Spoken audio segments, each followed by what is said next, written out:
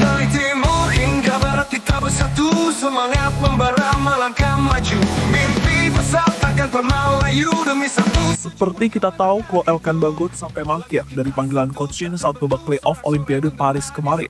Dan mulai dari situlah nama Elkan gak lagi menjadi pilihan utama Coach Shin. Namun kini Coach Shin sudah gak jadi bagian dari timnas Indonesia, dan Elkan baru saja mencetak 1 assist untuk timnya Blackpool dan mencetak clean sheet.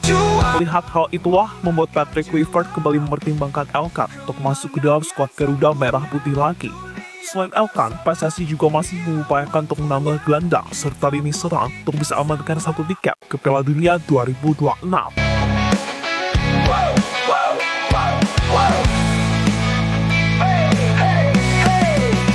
Di setiap langkah kita melaju bersama mimpi, tak ada yang ragu, keringat mengalir, kerja keras terbayar, kita tim juara, dunia pun tergetar. Langkah kita satu tak terbendung, sorak-sorai menggema di setiap sudut ruang. Elkan Bagot tengah menjadi sorotan usai tampil apik saat menjadi starter di laga Blackpool kontra Lincoln City.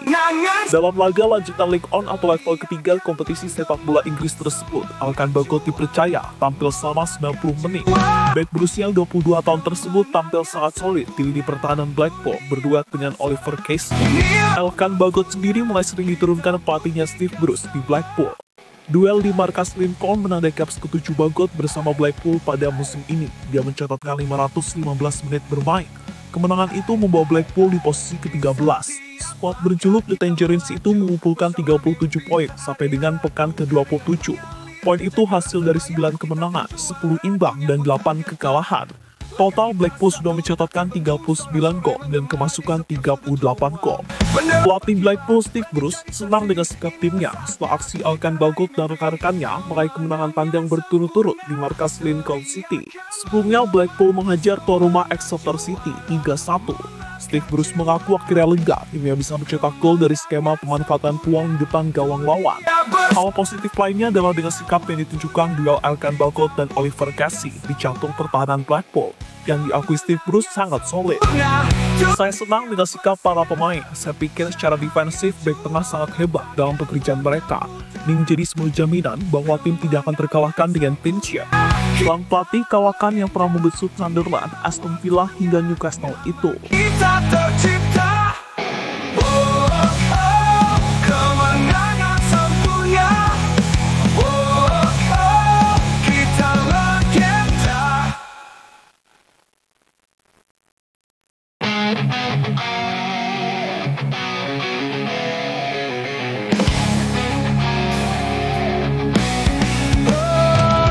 Sementara itu, melihat perkembangan pesat yang ditunjukkan oleh Elkan Bagot bersama tim Blackpool, tak membuat Patrick Kluivert tutup mata. Meski saat ini timnas Indonesia punya sederet back-back tangguh macam Jay Itzas, Wesley Lugers, Kevin Dix, hingga Calvin Verdong. Tapi Elkan punya daya tarik tersendiri. Dia punya kemampuan yang cukup unik. Bahkan postur tubuhnya yang tinggi menjulang bisa saja menjadi counter saat melawan timnas Australia. Apalagi Elkan ini sudah nggak lama membela skuad Garuda setelah punya masalah internal dengan Sinteyong. Tentu saja kembali Elkan sudah sangat dinantikan oleh timnas mania dimanapun berada. Waktunya kita buktikan semua.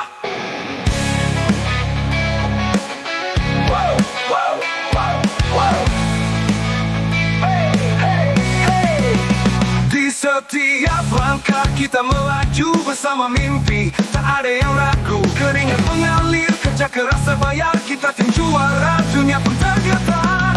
Langkah kita satu tak terbendung, sorak-sorai menggema di setiap sudut ruang. Di sisi lain, untuk terus bisa bersaing dan bisa merebut 1 tempat di Piala Dunia 2026, PSSI yang dipimpin langsung oleh Pak Erick Thohir masih mengupayakan untuk terus menambah pemain keturunan baru.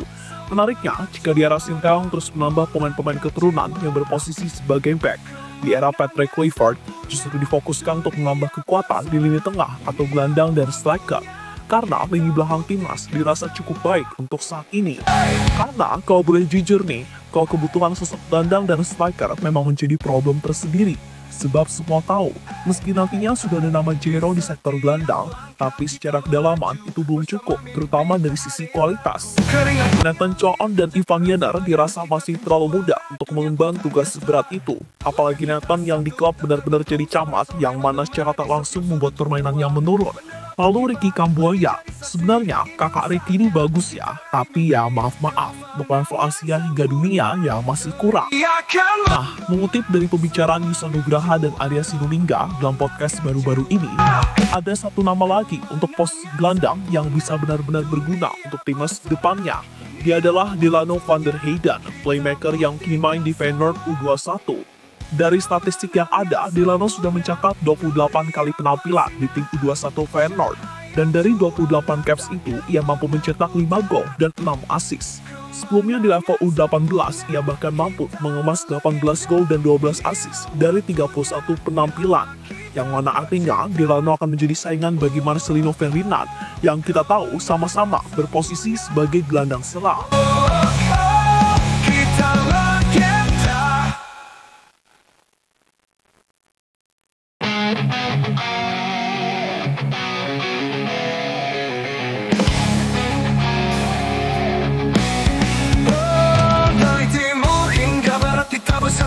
Semangat membara melangkah maju, mimpi besar takkan pernah layu, demi satu tujuan kemenangan itu. Langkah kita satu tak terbendung, sorak-sorai menggema di setiap sudut ruang. Berikutnya masih dalam pembicaraan yang sama, Yusa Nugraha juga menyebut sosok Robin Mirisola serta Milena Jonathan.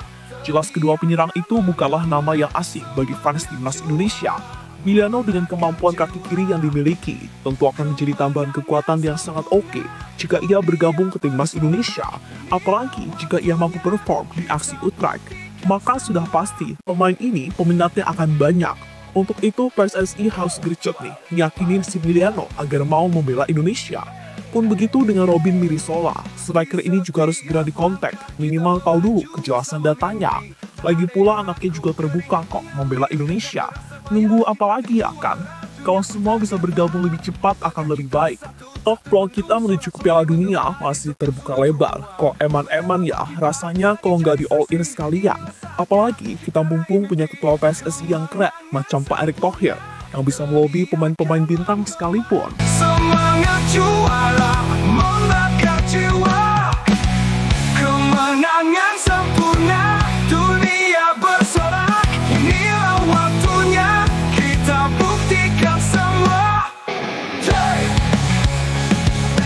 hey, hey, hey, hey, hey.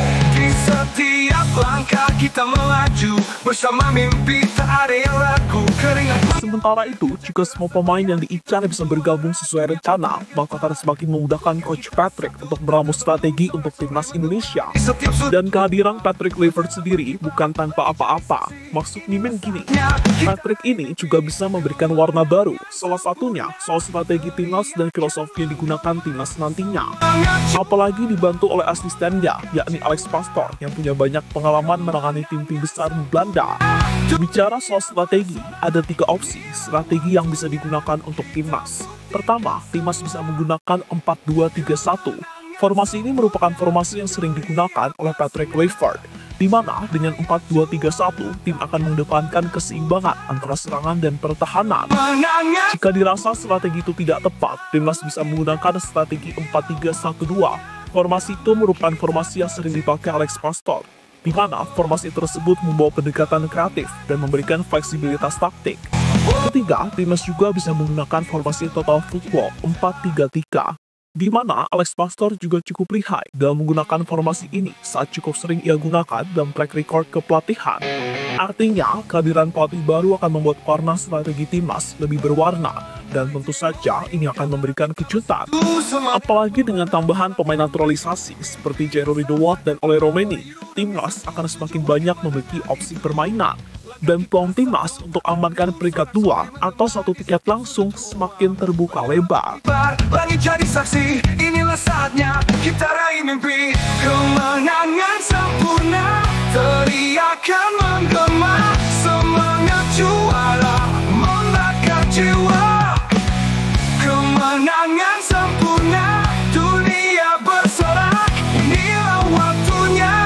Dan terlepas dari apapun, semoga saja apa yang direncanakan oleh PSSI segera terwujud satu persatu. Karena sekali lagi, jika melihat peluang yang ada saat ini, tentu Pak Erik ingin memberikan hasil terbaik. So, kita doakan saja, semoga timnas bisa menang atas Australia dan Bahrain pada bulan Maret mendatang. Karena jika kedua laga itu bisa mengangkat 6 poin, match lawan China dan Jepang akan semakin lebih percaya diri lagi. Sorak-sorai menggema di setiap sudut ruang, bendera berkibar, lagi cari saksi. Inilah saatnya kita raih mimpi kemenangan.